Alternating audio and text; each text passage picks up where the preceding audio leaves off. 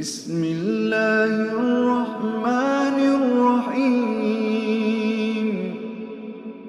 Kita ingat seorang tokoh yang bernama Jamaluddin Al-Afghani pun mendengungkan semangat kembali kepada Al-Quran dan Sunnah. Kenapa? Karena Islam ini semakin jauh dari dua ini. Sedangkan Rasul sallallahu alaihi wasallam berpesan, "Taraktu fikum amrayn lan tajiru abada." Kata Rasul, kutinggalkan dua hal, kamu tidak akan sesat selama-lamanya. Apa itu? Yaitu Al-Quran dan Sunnah. Namun Bapak Ibu sekalian rahimakumullah, memang banyak kritikan-kritikan kepada Persyarikatan Muhammadiyah ini terkait dengan konsepnya kembali kepada Al-Quran dan Sunnah ini. Macam-macam kritikan-kritikan, macam-macam pendapat yang dilontarkan pihak luar. Terutama mereka-mereka yang merasa, kata kutip, tidak enak. Karena apa? Karena ajaran, karena fahamnya, karena tradisinya tergusur oleh ini. Nah, karena itulah di Persyarikatan Muhammadiyah ketika memahami Al-Quran dan Sunnah ini melakukan 3 pendekatan utama. Supaya apa? Supaya jangan sampai salah faham, salah tafsir tentang ini. Yang pertama, Persyarikatan Muhammadiyah menggunakan yang namanya pendekatan bayani, pendekatan tekstual. Pendekatan tekstual baik terhadap Quran maupun hadis. Yang kedua adalah pendekatan burhani. Pendekatan burhani adalah pendekatan dari aspek akal. Karena itu di dalam matan keyakinan dan cita-cita hidup Muhammadiyah dikatakan di sana bahwa sumber hukum Islam adalah Al-Quran dan Sunnah berdasarkan akal yang sesuai dengan agama Islam. Akal tidak dilepas. Nah, yang ketiga adalah pendekatan irfani. Kalau pendekatan bayani menggunakan akal, pendekatan irfani menggunakan rasa, perasaan. Misal, sholat. Ada nggak dalilnya? Ada dalilnya dalam Quran. Dalam hadis atau sunnah, ada nggak dalilnya? Ada dalam sunnah. Ada dalam hadis. Sekarang, bagaimana sholat itu manfaatnya untuk manusia yang mengerjakannya? Bayan. Apa manfaatnya sholat itu? Al-Quran juga menegaskan di sana. Inna sholata tanha 'anil fahsya'i wal munkar. Sesungguhnya sholat itu mencegah perbuatan jahat dan munkar. Maka secara akliyah bisa diterima bahwa orang yang mengerjakan sholat itu tidak akan mungkin berbuat jahat dan munkar.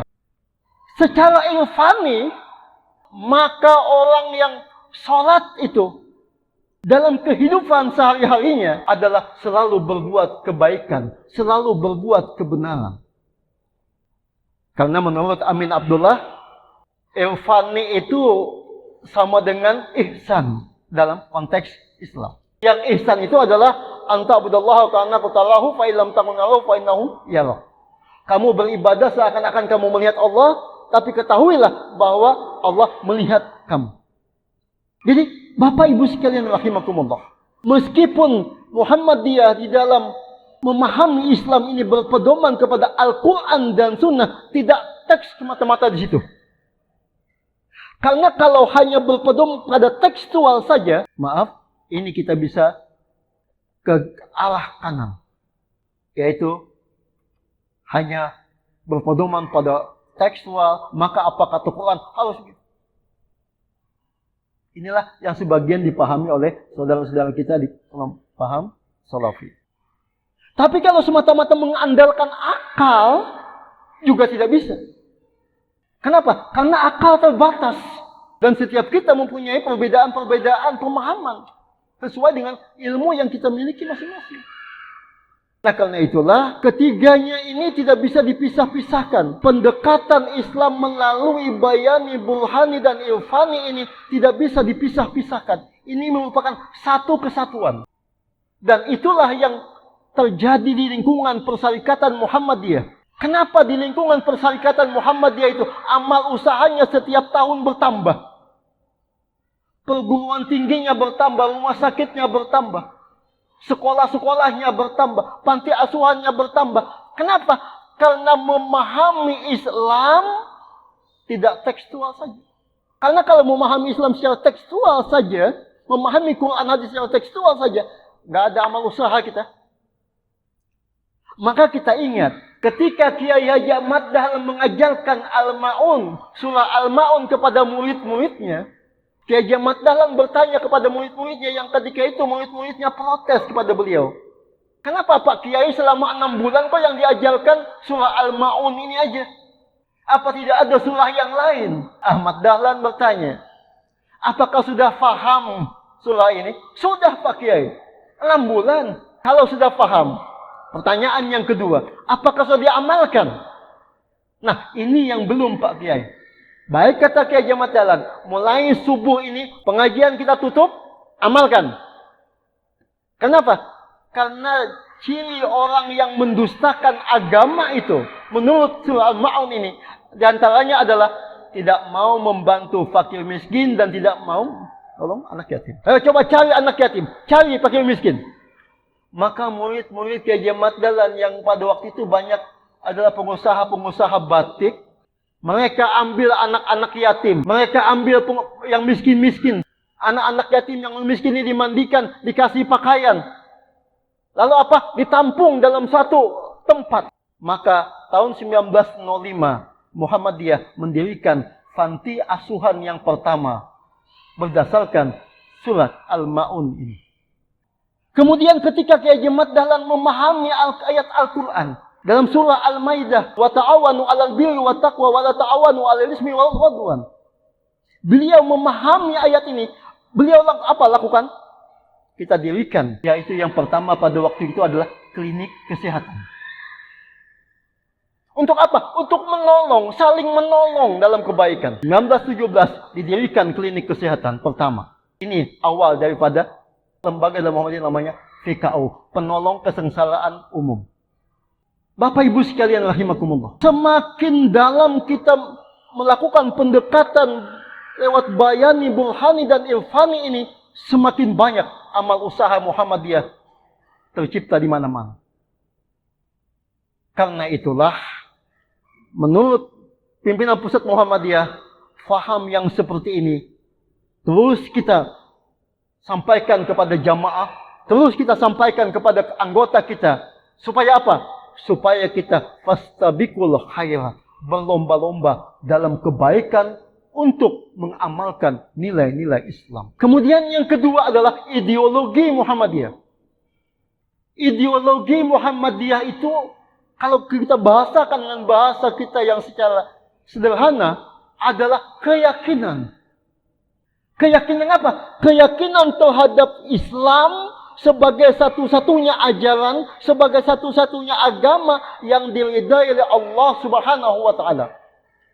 Dan di dalam mukadimah anggaran dasar Muhammadiyah disebutkan di sana, ideologi Muhammadiyah ini ada 3 aspek utama. Yang pertama adalah pandangan hidup. Yang kedua adalah tujuan hidup. Dan yang ketiga adalah alat untuk mencapai pandangan dan tujuan hidup itu. Yang pertama adalah pandangan hidup. Kita memandang hidup ini apa sih? Hidup kita di dunia ini apa? Untuk apa? Maka Al-Quran memberikan jawaban. Surah Az-Zariyat 56. Jawaban Allah Subhanahu wa taala bahwa pandangan hidup kita ini adalah hidup kita untuk ibadah. Wa ma khalaqtul jinna wal insa illa liya'budun. Maka seluruh aktivitas kita, apapun namanya, apapun bentuknya, semuanya harus bernilai ibadah. Karena itu, di dalam Persyarikatan Muhammadiyah ibadah itu ada 2. Yang pertama disebut dengan ibadah mahdhah, ibadah khusus. Ibadah khususnya adalah ibadah yang sudah diatur oleh Allah, tata cara, waktu dan tempatnya. Tidak boleh mengubah, tidak boleh menambah ataupun mengurangi. Mengubah ibadah mahdoh inilah yang dinamakan dengan bid'ah. Yang kedua adalah ibadah umum, ghairul mahdoh. Ibadah umum ini adalah apapun yang kita kerjakan, apapun yang kita lakukan, aktivitas apapun kita, sepanjang itu baik dan kita ikhlas mengerjakannya, bernilai ibadah. Nih kita pengajian di sini disiapkan makanan, minum sama snack disiapkan. Maka menyiapkan snack dan minuman itu bernilai ibadah. Kita kumpulkan bekas minuman kita kumpulkan itu. Kita kumpulkan karena ikhlas, tidak karena ingin dipuji, tidak karena ingin dilihat oleh orang lain, bernilai ibadah. Karena itulah dalam Islam kita seluruh aktivitasnya adalah aktivitas ibadah. Jadi pandangan hidup seorang muslim dimanapun dan kapanpun adalah hidupnya hanya untuk ibadah. Yang kedua, tujuan hidup. Apa tujuan kita hidup di dunia ini? Apakah tujuan kita hanya untuk bersenang-senang? Untuk menikmati kehidupan di dunia ini? Tidak. Tujuan hidup kita diatur oleh Allah juga. Sebagaimana doa yang sering kita minta kepada Allah. Apa itu? Rabbana atina fid dunya hasanah wa fil akhirati hasanah wa qina azaban. Tujuan hidup kita jangka pendek adalah bahagia dunia. Jangka panjang bahagia akhirat. Sudah digariskan itu. Dan kita minta setiap selesai kita berdoa, di penghujung doa kadang-kadang tidak pernah kita lupakan ini. Kita minta kepada Allah agar bahagia di dunia, bahagia di akhirat. Tujuan jangka pendek kita bahagia dunia, tujuan jangka panjang kita bahagia di akhirat. Karena kita ingin bahagia di dunia, ingin bahagia di akhirat, maka caranya hanya satu, kata Allah. Apa itu? Lewat Islam.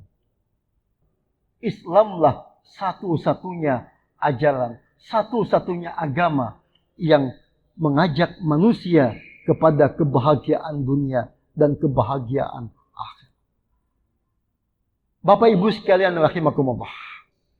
Memang pembahasan terkait dengan faham agama dan ideologi Muhammadiyah ini tidak bisa tuntas hanya dalam beberapa.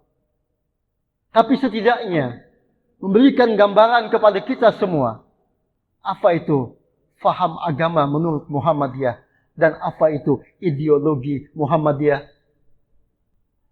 Sehingga setidaknya dengan faham-faham seperti ini menepis anggapan-anggapan yang negatif terhadap persyarikatan Muhammadiyah. Apalagi, mohon maaf, apalagi di dalam memahami Islam ini Muhammadiyah tidak bermazhab. Karena sebagaimana kita ketahui, di dunia Islam ada yang namanya mazhab. Terutama dalam fikih ada yang namanya mazhab Hanafi, Maliki, Syafi'i, Hambali. Dan mazhab-mazhab yang lain. Nah, di dalam memahami dan mengamalkan Islam, Muhammadiyah tidak bermazhab dan tidak mengikatkan diri pada salah satu mazhab. Tapi tidak mengabaikan pendapat-pendapat mazhab itu. Sepanjang pendapat mazhab itu sesuai dengan Quran dan Sunnah. Ini bedanya barangkali antara Muhammadiyah dengan saudara kita yang lain. Kalau saudara kita yang lain, mereka bermadhab. Mengambil salah satu daripada mazhab. Tapi Muhammadiyah tidak. Namun demikian, Muhammadiyah tidak menyampingkan pendapat-pendapat imam madhab. Lihat saja di dalam putusan tarjih Muhammadiyah. Buku putusan tarjih itu, kalau tidak salah itu tahiyat awal, itu memakai hadis dari Imam Syafi'i. Nah, karena itulah kadang-kadang juga yang menjadi persoalan di tingkat grassroots, di tingkat bawah, di tingkat masyarakat yang ini, kadang-kadang ini yang jadi sasaran. Wah, Muhammadiyah kada bermadzhab, memangnya Muhammadiyah itu apa? Bisanya apa? Sementara pendapat lain mengatakan, kalau kita beribadah tidak bermazhab, tidak mengacu kepada mazhab, maka kita nggak bisa beribadah dengan baik. Padahal mazhab itu yang namanya Hanafi, Maliki, Syafi'i itu kan baru itu. Setelah sekian ratus tahun Rasulullah meninggal. Sebelumnya bagaimana? Sebelumnya tidak ada mazhab.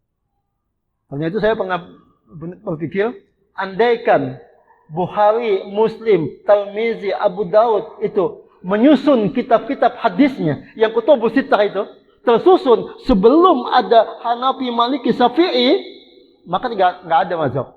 Kenapa? Karena rata-rata mereka kan mencari dalil-dalil, ada yang dapat dalil, ada yang tidak dapat. Yang tidak dapat lalu menggunakan apa? Menggunakan akal. Akhirnya terjadi perbedaan-perbedaan ini. Nah, Bapak Ibu sekalian rahimakumullah, berdasarkan program prioritas pimpinan pusat Muhammadiyah ini, yang hasil Muktamar Muhammadiyah yang ke-48 2022 yang lalu, di mana pimpinan pusat Muhammadiyah meminta kepada seluruh pimpinan wilayahnya, pimpinan daerahnya untuk mensosialisasikan ini, faham ini. Supaya apa? Supaya keluarga besar Muhammadiyah tidak lepas jalur, tidak lepas relnya. Dan untuk yang nomor 1 ini, bukunya sudah ada, bisa dibeli misalnya di toko buku Suara Muhammadiyah. Judul bukunya adalah Pedoman Hidup Islami Warga Muhammadiyah. Lengkap bagaimana kita berakidah, bagaimana kita beribadah, bagaimana kita bermuamalah menurut tuntunan Islam. Kemudian terkait dengan Islam berkemajuan, sudah ada juga disusun bukunya, tapi belum diperjualbelikan. Judulnya adalah Risalah Islam Berkemajuan. Bapak Ibu sekalian rahimakumullah, inilah yang dapat saya sampaikan dalam kesempatan yang berbahagia ini. Mudah-mudahan ada manfaatnya untuk kita semua. Mohon maaf atas segala kekurangan dan kehilapan. Usikum wa nafsi bitaqwallah. Wassalamualaikum warahmatullahi wabarakatuh.